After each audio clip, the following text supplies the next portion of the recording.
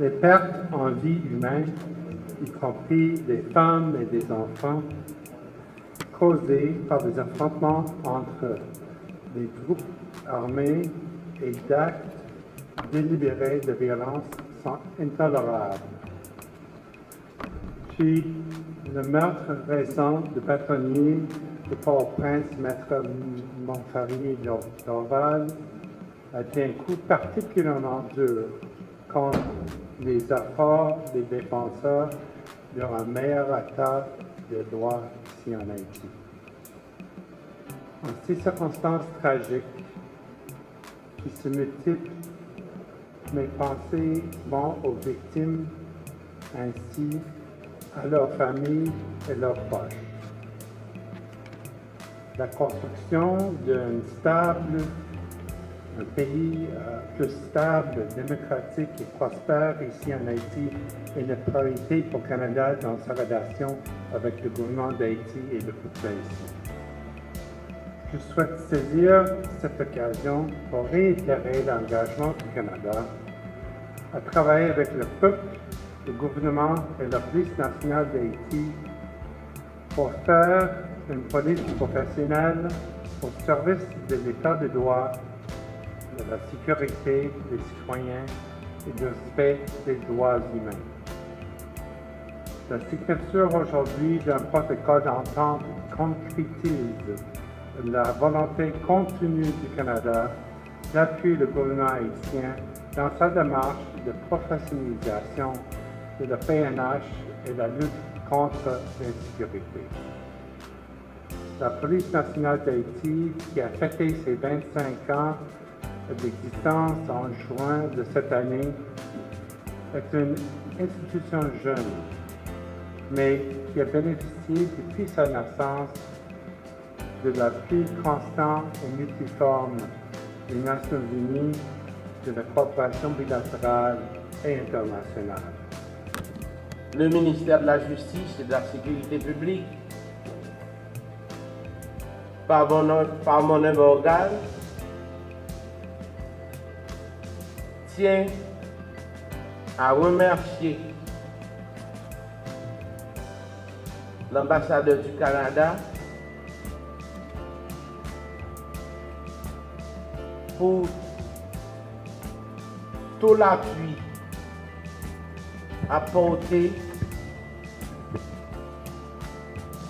à la Direction générale de la Police nationale d'Haïti et relativement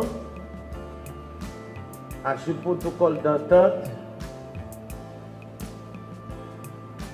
que nous allons signer ensemble.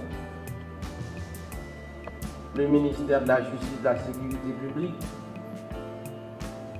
entend poursuivre, entend mettre en œuvre tout ce qui vient d'être dit et tout ce que nous aurons à faire pour pérenniser la collaboration qui existe entre le Canada et Haïti. Nous avons dit.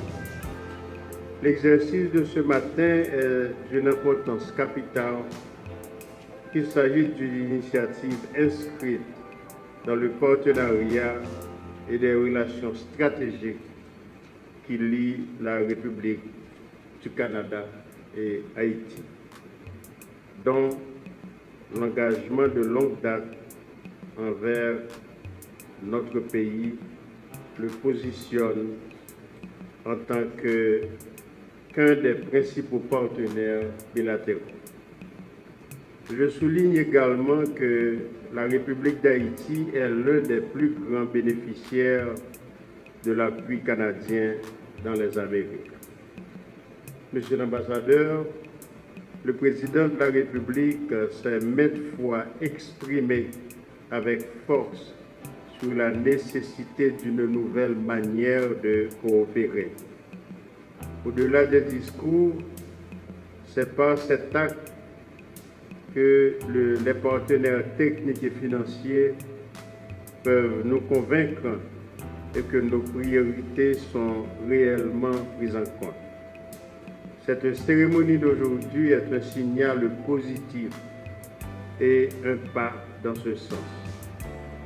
Ainsi, c'est avec beaucoup de plaisir et certainement avec un sentiment de satisfaction que je m'apprête à signer en présence du ministre de la Justice et de la Sécurité publique ce protocole d'entente d'un montant avoisinant les 12 350 000 dollars canadiens, dont l'objectif est de renforcer les capacités institutionnelles et opérationnelles de la Police nationale d'Haïti, la PNH.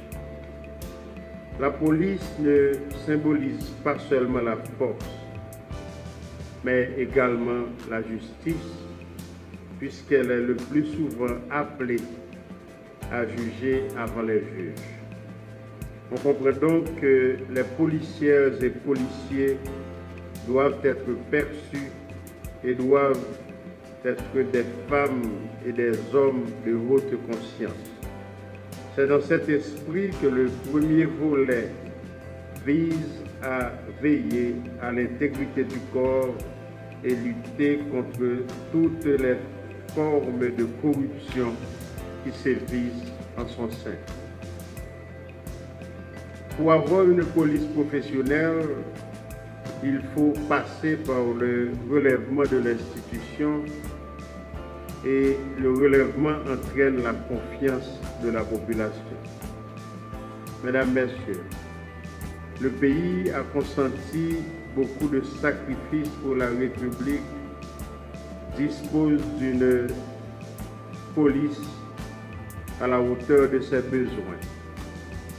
Depuis le processus d'entrée, la formation jusqu'à la carrière de ces candidats de policiers. C'est dans le but de préserver les acquis que le second volet du projet s'investira dans une meilleure valorisation des ressources humaines et matérielles de la PNH. Le projet entend ainsi contribuer à une gestion optimale des ressources humaines, condition sine qua non pour disposer d'un corps de police motivé et professionnel. Les ressources du projet interviendront également dans la dimension logistique afin de faire le meilleur usage des équipements à travers un plan de gestion approprié. Un montant d'1 million de dollars canadiens destiné au financement d'activités complémentaires à impact rapide est également prévu dans la seconde phase du projet.